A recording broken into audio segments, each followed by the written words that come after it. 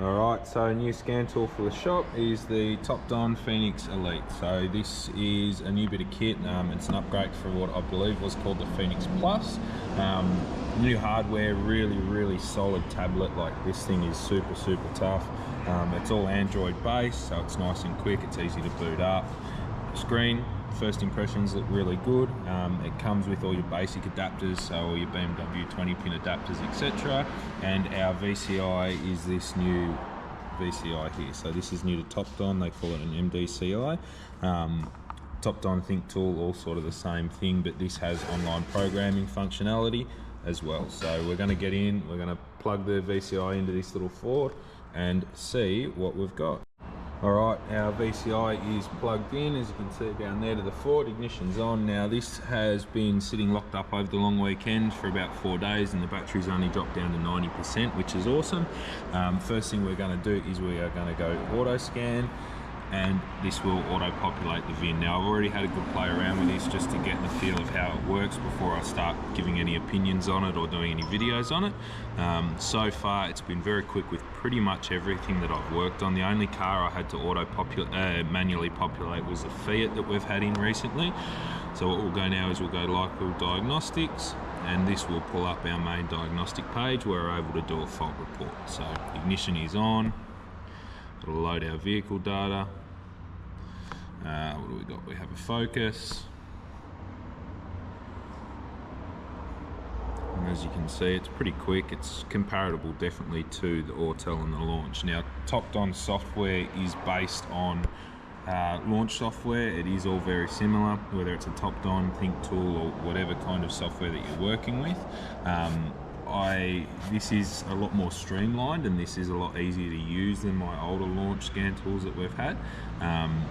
I'm going to say it is a tad slower in booting up than the Autel, but it is pretty bloody good. Now, one of the main functions that they've gone to on their newer software or newer scan tools is this Topology System. So what we can do is we can do a smart scan and it'll actually read through all our modules on the car and give us a report. Now, I wouldn't necessarily follow the topology of this network for diagnostics. You'd still want to look at an accurate diagram, but it is very efficient, you know, to be able to see what's on what network. So you've got your high-speed CAN network here, which has our ABS module, HCM, EPS, instrument cluster, PCM, and transmission control module.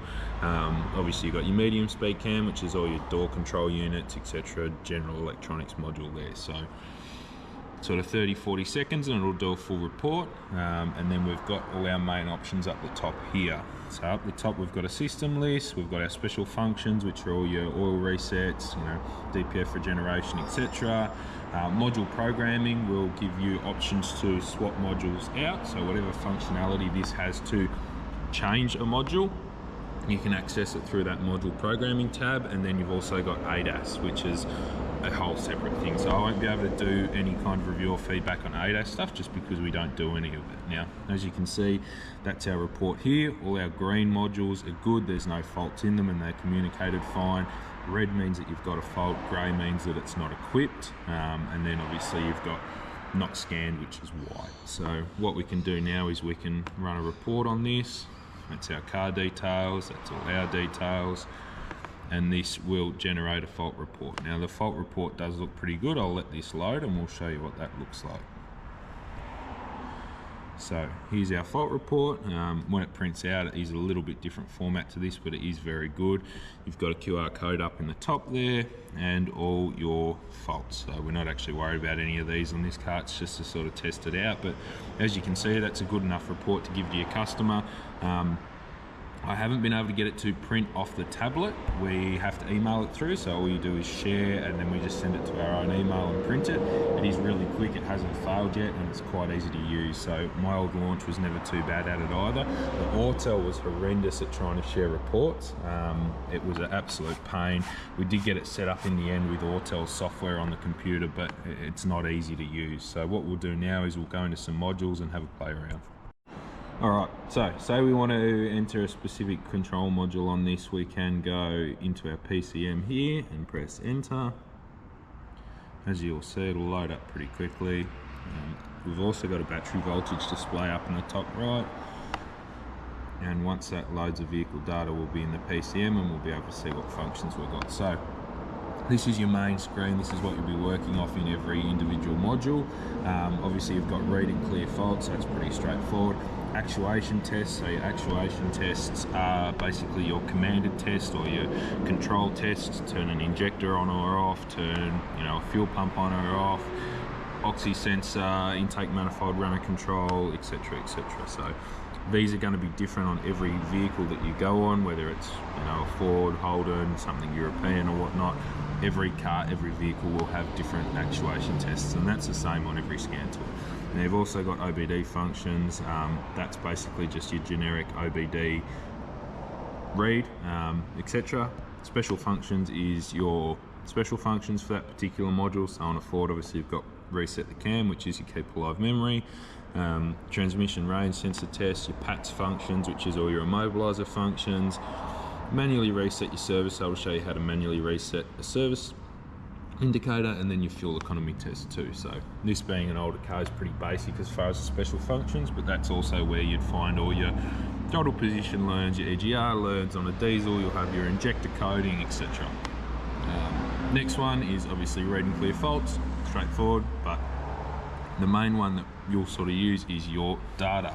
Now I already much prefer this setup to the Autel for data graphing. Reason being, say we want to graph these or we want to read these to write, all we need to do is hit that, hit graph, and bang. You've got nice big clear graphs. They're quite easy to read. If we hop in the car now and actuate that throttle, it's nice and quick to see a change. So I'll just hop in. Alright, so we're in the Ford now. As you can see, we've got our throttle position data there. So all we have to do, and I'm going to try and do this one-handed, is go graph, and that will pull these two data PIDs up. So that's our throttle position. At the moment, obviously it's at closed throttle, and our position sensor voltage is at 0.7. If I plant my foot on that accelerator pedal, as you can see, we're at 4.4 and wide open throttle. So this graphing is really, really good. It's been really accurate so far on pretty much everything that we've tested it and worked on, and it's an absolute game changer as far as, in my comparison at least, to what other aftermarket scan tools we've used. The Autel's good for graphing, but it's not as accurate, it's not as easy to read, especially if you've got a scan tool sitting next to you, you're recording data and you're trying to play back. Alright, now the other awesome function that Topdon has, and this I believe is limited to their newer version of tablets, so anything that is this newer style with a thick casing, not the older style of Phoenix tablets, is to save a good sample. So we can save this data sample. So we save a 2-3 second recording, save it, okay, and then what we can actually do is, if we go back, we can exit out of the graphing mode somehow. There we go, and we can compare a known good sample. So whatever sample, I think it's this one.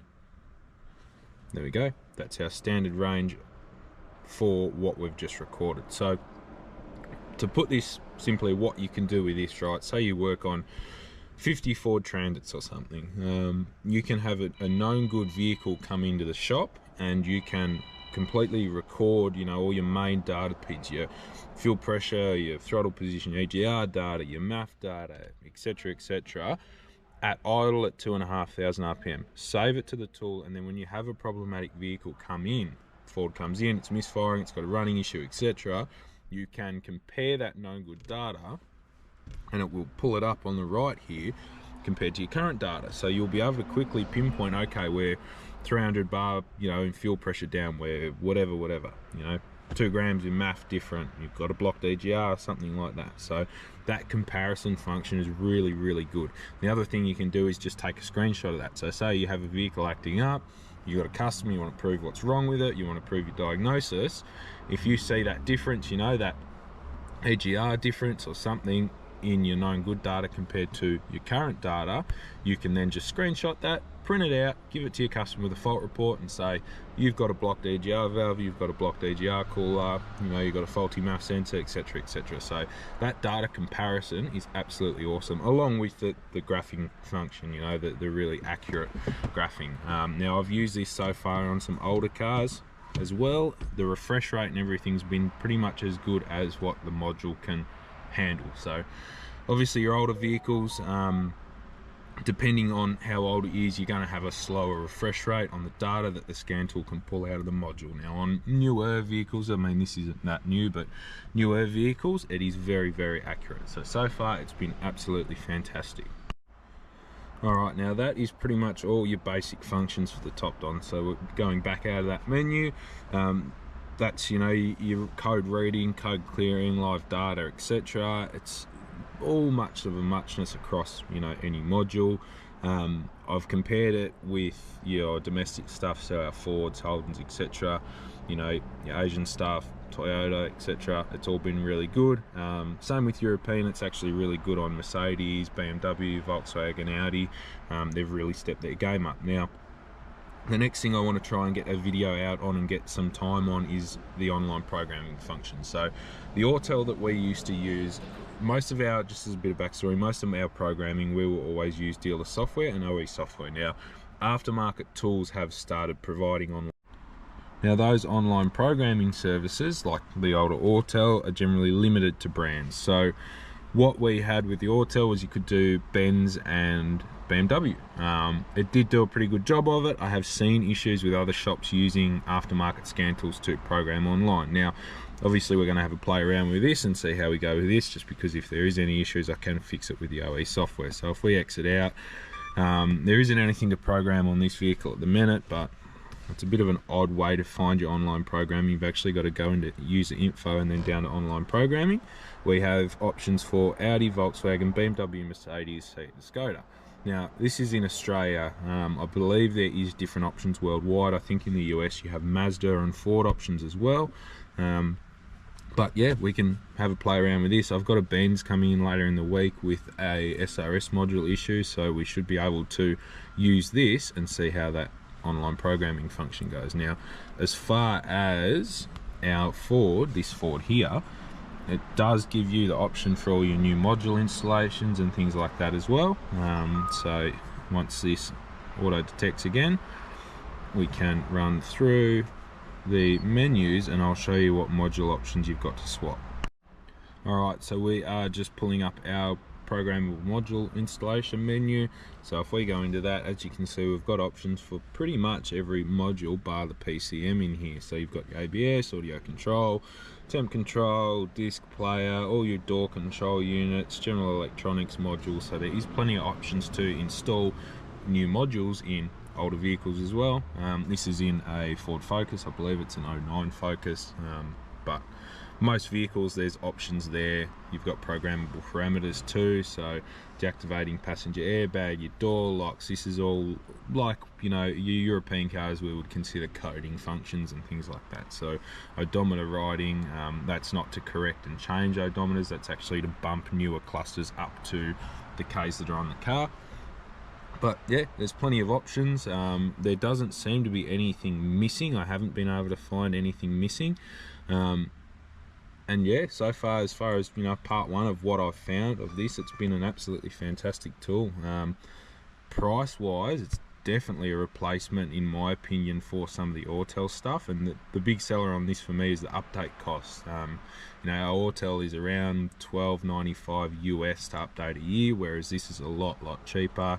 Comes with 2 years free updates from most places as well. So far it's been fantastic. The one gripe, and it's a tiny complaint that I have, is this kickstand. This back stand won't actually hook onto steering wheels properly, so it will literally just slip off, so you can't sit your tablet up on the steering wheel. That is a royal pain, but that's, you know, nothing in comparison to the costs etc of running some of the other tools. I know the Snap-on stuff is super expensive as well, so yeah, this is a great option. As far as scan tools go, anyone that's sort of in the trade will tell you that there isn't one that does everything. There's not one tool that does a lot. unfortunately, you do need other tools. I'm sure there'll be things that this is missing as well. You know, there's things that the Autel miss, there's things that the launch miss, there's even stuff that dealer software misses comparative to other tools. But yeah, this is a really good option. The other thing, the next thing we'll probably do is a video on the online programming function. We're going to get that Merc in with the SRS control unit issue and have a look at that through the week. The other thing that I would like to do is I'm going to order up the Topdon battery tester too, just because that links up with the scan tool. So we want to see how that goes. It's called the BT Mobile. Basically just communicates with an app and you can do all your battery testing, etc. So that's the next thing that we'll be looking at. Hope everyone has a good day and thank you for watching.